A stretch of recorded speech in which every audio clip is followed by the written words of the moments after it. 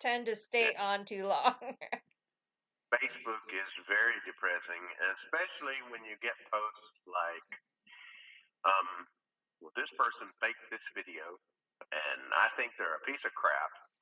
And they're just on and on and on. And you got 100 people commenting and arguing back and forth, and Hmm. I just pass it up, and I can't tell you how many people I unfriend sometimes just to keep from seeing the crap. Yeah. Oh, absolutely. In fact, just before we brought you on, we were on the rant of how people are faking evidence and calling everything demonic and evil Right. just for the 5 minutes of fame nowadays. And because that's the thing Becky's big kick has been on, is the paranormal field has gone south. I agree. And It's even further south. yeah, it's gone way south. And it's becoming a field no longer of research and validation, but of a field of ratings and money. Yeah. Sure. And that's And demons and evil sells, no Yeah. matter how you want to put it out there. Um, in my opinion, TV shows, paranormal shows, have been the cheese of the paranormal field. You can cut it thick, and it's all the same way. oh, Like, Yeah. and I'm gonna use Ghost Adventures as an example. That's the best How many example you times? can use. Yeah, how many times has Zach Bacon's been so-called possessed? Yeah. Okay, read up on possession, it's a and rare thing. Yeah. right, less than 3% of the people that ever come in contact with an evil entity become possessed, Hmm.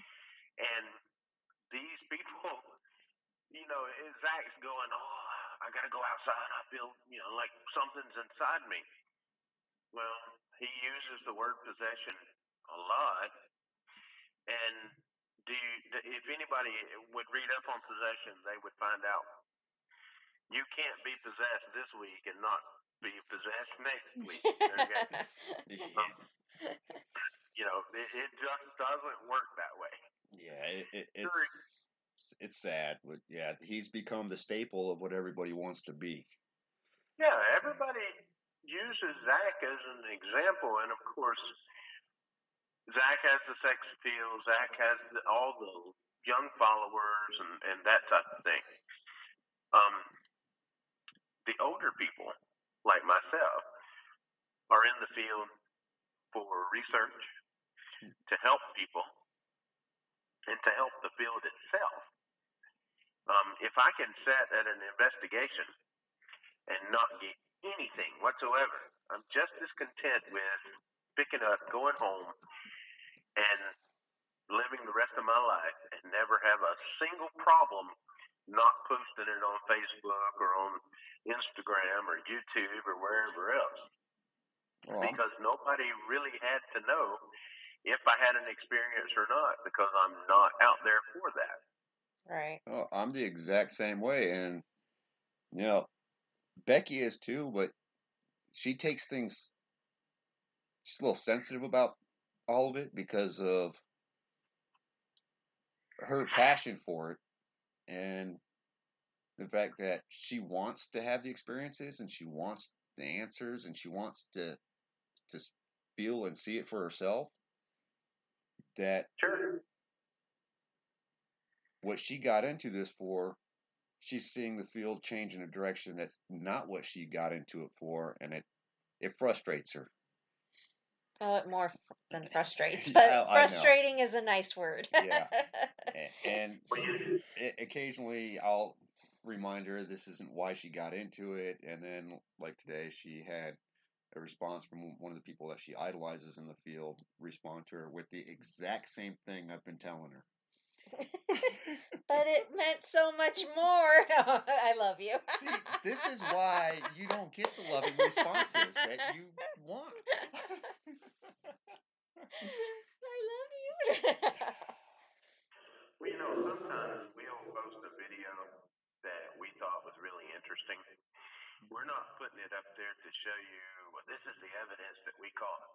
No. People can look at the video and say, well, I think that looks like might respond to it and say, well, yeah, or we debunked it to be this, or, because everything is not paranormal. Right. Um, I try to approach things scientifically. I have a science degree, and it is very, very slim chance for you to catch something actually paranormal. And most of the time, it has something to do with the surroundings. Even if you called it, what was the movie with the little girl?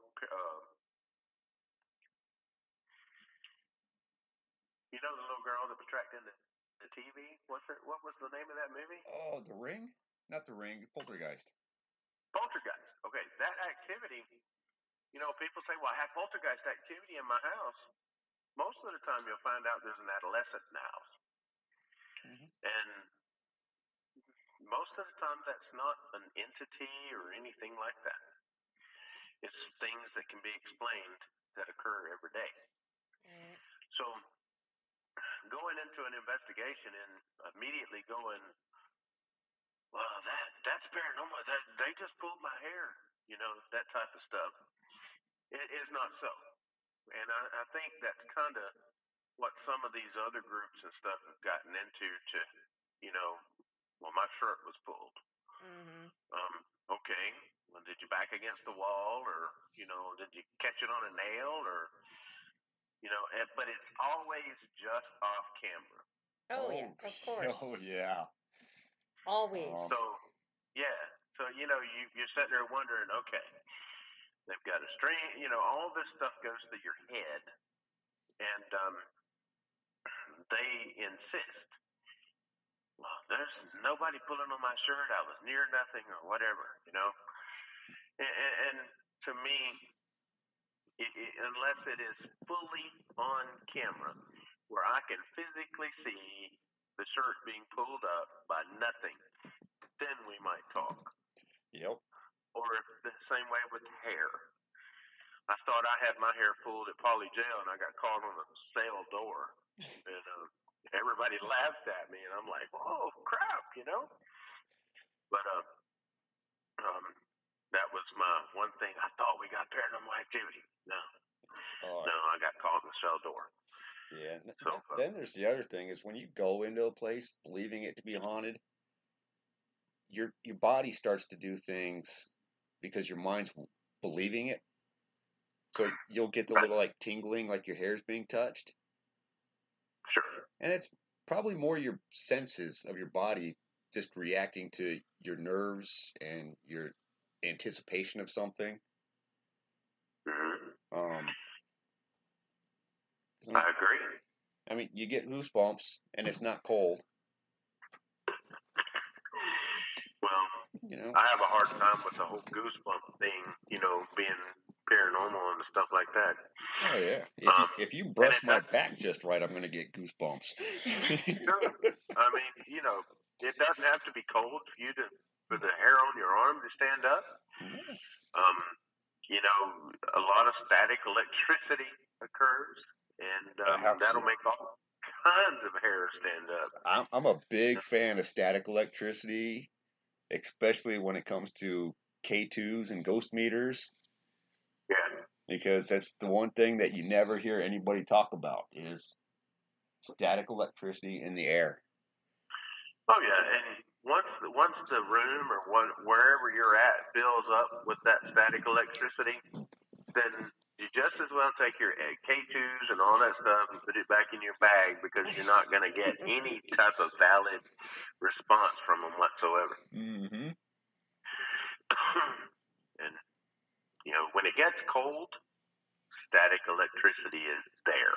Oh. I mean, we were in Poly Jail, all the bars and stuff, the metal. I showed Sean. I said, look at the static, and I drug my feet on the metal floor, and I walked up, and I held my finger just off of the rail there, and there was a small arc.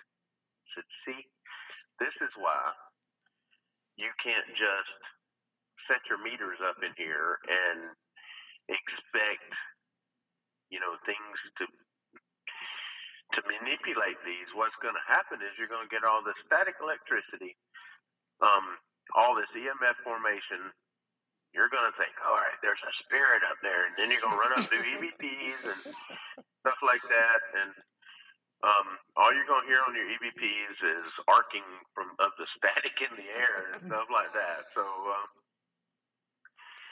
that's part of my job, trying to teach my team, hey, you got to pay attention to your environment, weather conditions, and so on and so forth.